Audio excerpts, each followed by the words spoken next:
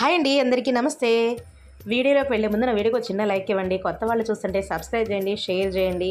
మీరు ఇచ్చే లైక్స్ వల్ల, కామెంట్స్ వల్ల నా వీడియో ఎక్కువ మందికి రీచ్ అవ్వడానికి సహాయపడుతుంది. అలాగే ఇప్పటిదాకా నన్ను సబ్స్క్రైబ్ చేసుకుని నా వీడియోస్ చూస్తూ ఆదరిస్తున్న ప్రతి ఒక్కరికి కూడా పేరు పేరున ధన్యవాదాలు ఫ్రెండ్స్.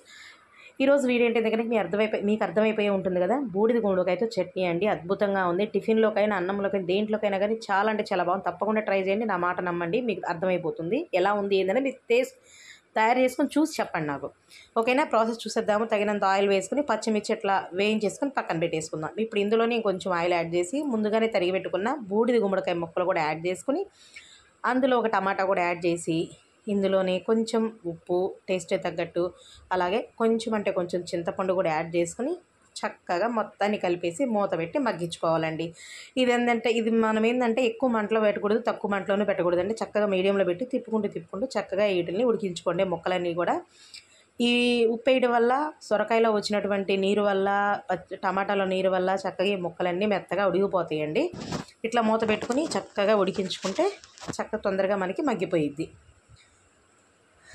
ఇప్పుడు మూత తీసి చూసేద్దాము ఎంతవరకు వచ్చింది అన్నది. ఆల్మోస్ట్ అయిపోయింది. చూసారు కదా, ఉడికిపోయినాయి అండి. ఇంకా ఆఫ్ చేసేసాను నేను ఆల్రెడీ. ఇట్లా అయితే సరిపోతుంది. మరీ ఎక్కువగా కూడా వేగకూడదు, మరీ పచ్చిగా కూడా బాగోదు. ఇప్పుడు మిక్సీ జార్ తీసేసుకుని ముందుగా మనం ఫ్రై చేసి పెట్టుకున్న పచ్చిమిర్చి, ఇందులోనే జీలకర్ర, చిన్నులపాయలు, కొత్తిమీర యాడ్ చేసుకోండి. ఏంటంటే నేను ఇందులో జీలకర్ర వేయటం మర్చిపోయాను, కానీ టేస్ట్ అయితే చాలా బాగుంటుంది. జీలకర్ర తప్పకుండా వేయండి, మర్చిపోకుండా, ఓకేనా? చిన్నులపాయలు, జీలకర్ర, అలాగే కొత్తిమీర మొత్తం వేసేసి కచ్చా పచ్చాగా మీరు ఇది మిక్సీ పట్టుకోండి. మన రోట్లో నూరితే ఎలా ఉండాలో అట్లా వచ్చింది చట్నీ. మరీ ఎక్కువ తిప్పేయకుండా జస్ట్ అట్లా పలుసు ఇచ్చుకుంటూ చిన్నగా మీరు ఇది మిక్సీ పట్టుకోండి. తర్వాత ఏంటంటే ఇది చూసేసారి ఇట్లా వస్తే చాలు. ఇప్పుడు మనం ఫస్టే ఉడికించి పెట్టాం కదా గుమ్మడికాయ ముక్కలు, ఇవి కూడా వేసేసి పల్స్ అలా ఇచ్చి ఇవ్వనట్లు లైట్గా ఇచ్చుకుంటూ దీన్ని గ్రైండ్ చేసేసుకోండి.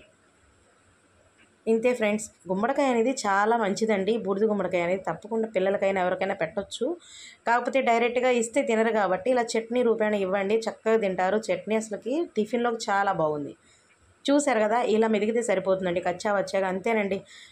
ఎంతో రుచికరమైనటువంటి, ఆరోగ్యానికి కూడా మంచిది, చాలా చాలా అటువంటి మంచి చట్నీ రెడీ అయిపోయింది. తప్పకుండా ట్రై చేయండి, ఎలా ఉందో కామెంట్ చేయండి, ఓకేనా? మీ అందరికీ కూడాను ఈ వీడియో ఉపయోగపడుతుందని అనుకుంటున్నానండి. బూడిద గుమ్మడికాయ కదా, అప్పుడప్పుడు ఇలా ట్రై చేయండి. పిల్లలకు కూడా ఆరోగ్యానికి మంచిది, పెద్దోళ్ళకైనా పిల్లలకైనా, ఓకేనా? మరొక మంచి వీడియోతో మేము కలుస్తాను. అప్పటిదాకా నా వీడియోస్ ఇలాగే చూస్తూ ఆదరిస్తారని కోరుకుంటున్నాను. ధన్యవాదాలు.